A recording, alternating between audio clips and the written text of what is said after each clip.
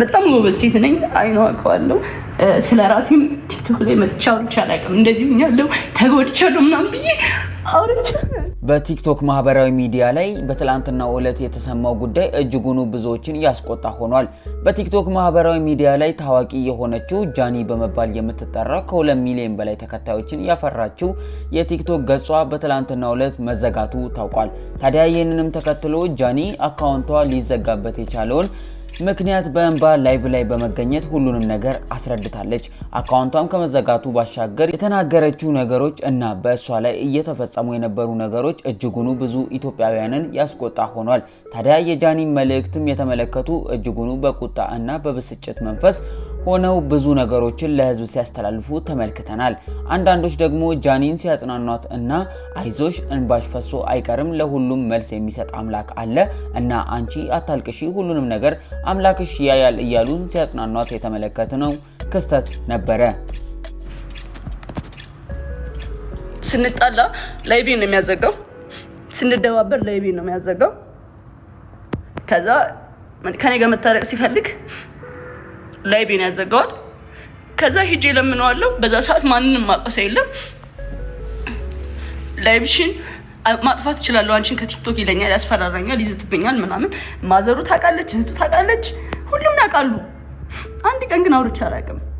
ስለሚወደኝ ነው ብዬ ነው ማስበው፣ ፍቅር ነው ብዬ ነው። እንግዲህ እቺ ታዋቂ ቲክቶከር ጃኒ በቲክቶክ ላይቭ ላይ በመገኘት ለአመታት የደበቀችውን ሚስጥር ይፋ አድርጋለች። ታዲያ ጃኒ በትላንትናው ባጋራችው ልብ የሚነካ ቪዲዮ ለአመታት የደበቀችውንና ማንም የማያውቀውን አስደንጋጭ የህይወት ታሪኳን አጋርታ ነበረ። ስለ ቀድሞ ፍቅረኛዋ ለመናገር እንደተገኘች ለህዝብ ቀድማ በማሳወቅ የተገኘችው ጃኒ ከታዋቂ ቲክቶከር ጋር ጆን ዳንኤል ጋር የነበራቸውን ግንኙነት እና የደረሰባትን በደል ዝርዝር ገልጻለች።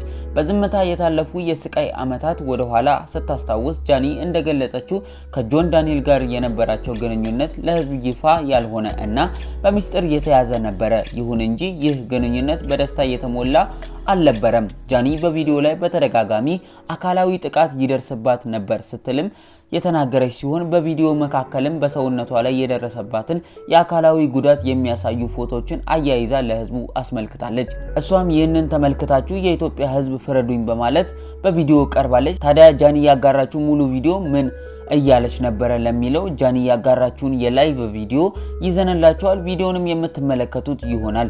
እናንተም ቪዲዮን ከመጀመራችሁ በፊት የሴት ልጅ ጥቃት ያገባኛል የምትሉ ከሆነ ይህንን ቪዲዮ ለብዙዎች እንዲደርስ ቪዲዮውን ላይክ እና ሼር እያደረጋችሁ እስከ ቪዲዮአችን ፍጻሜ ይከታተሉን እንላለን። ቪዲዮን ተከታትለን እንመለሳለን። በጣም ጎበዝ ሴት ነኝ። አይነው አውቀዋለሁ። ስለራሴም ቲክቶክ ላይ መጥቻ አውርቼ አላውቅም። እንደዚህ ያለው ተጎድቻለሁ ምናምን ብዬ አውርቼ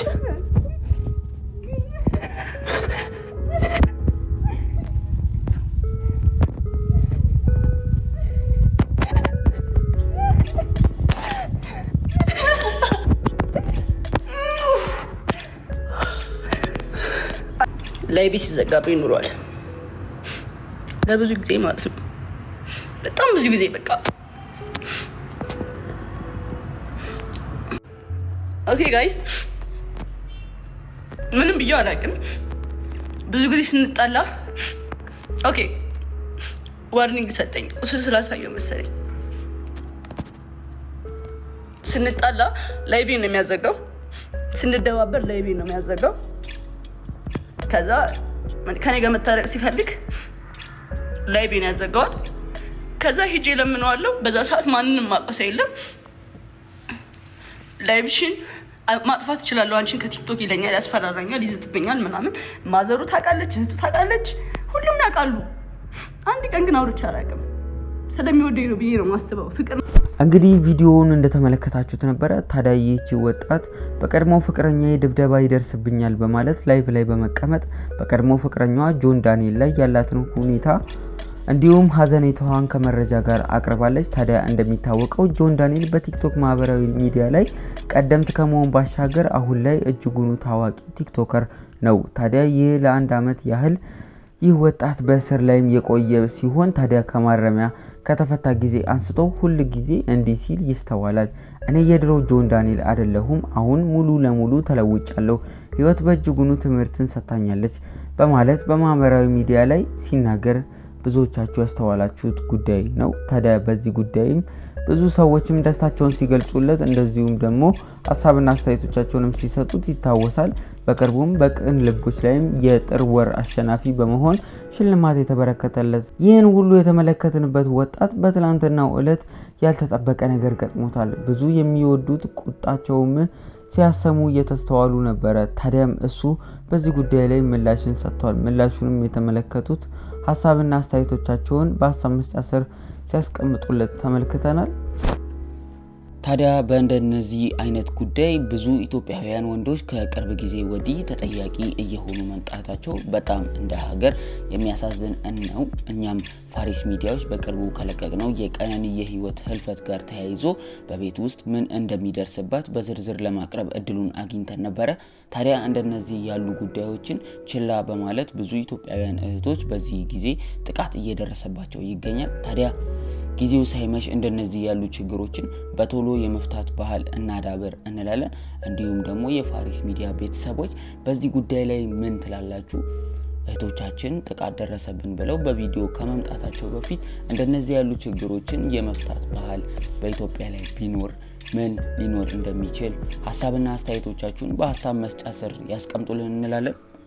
ውድ የፋሪስ ሚዲያ ተከታታዮቻችን ለዛሬ ያዝንላችሁ መረጃ ይህንን ይመስል ነበረ። ታዲያ በዛሬው ቪዲዮ ላይ የተሰማችሁን ሀሳብና አስተያየት በሀሳብ መስጫ ሳጥን ስር ያስቀምጡልን እንላለን። ለፋሪስ ሚዲያ ቤት አዲስ ከሆናችሁ ቤቱን ሰብስክራይብ በማድረግ ቤተሰብ ይሁኑ እንላለን። እንዲሁም እንደነዚህ ያሉ መረጃዎች በፍጥነት እንዲደርሳችሁ የደውል ምልክትን ይጫኑ። ለዛሬ ያዝንላችሁ ቪዲዮ ይህንን ይመስል ነበረ። ሀሳብ አስተያየቶቻችሁን በሀሳብ መስጫ ስር ያስቀምጡልን። ቪዲዮውን ከወደዳችሁት ለወዳጅ ለዘመዶቻችሁ እንዲሁም ለብዙ ሰው እንዲደርስ ላይክ፣ ሼር ያድርጉት እንላለን። እኛ ከወዲሁ ለመሰናበት እየተገደድን እኛን ቸር ሰንብቱ እያለን ከወዲሁ ተሰናበትን።